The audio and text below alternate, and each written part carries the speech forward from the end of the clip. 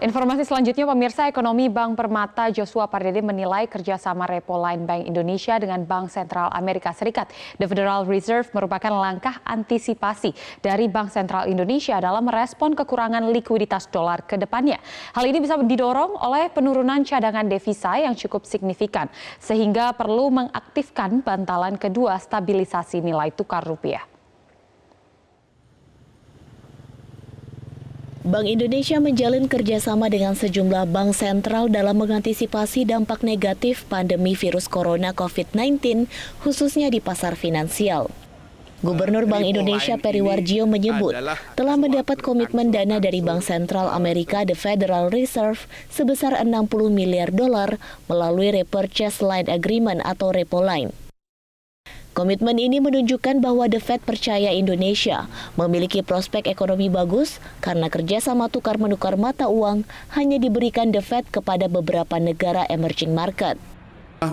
Repo line ini adalah suatu kerjasama untuk kalau Bank Indonesia itu memerlukan likuiditas dolar, ini bisa digunakan. Sebagian dari cadangan devisa kita yang dalam bentuk sekuritas atau surat-surat berharga treasury dari Amerika, apakah T-bill atau obligasi, itu bisa digunakan sebagai underlying untuk melakukan repo antara Bank Indonesia dengan Fed yang untuk memenuhi kebutuhan likuiditas dolar tadi.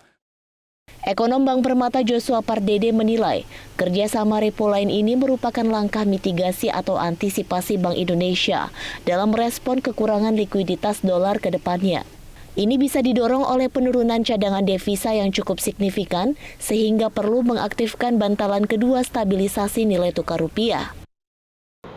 Repo line ini tentunya fasilitas Bank Indonesia dapat memanfaatkan fasilitas likuiditas US dollar dalam rangka tadi mengantisipasi kekurangan likuiditas dolar Amerika apabila terjadi capital flight yang cukup masif di pasar keuangan domestik. Dengan adanya kerjasama repo line ini tentunya memberikan confidence kembali lagi buat investor asing, sehingga kita harapkan penurunan cadangan devisa dapat dibatasi dan kita harapkan ini akan mendorong stabilitas nilai tukar rupiah ke depannya sesuai dengan fundamental dan juga mekanisme pasar.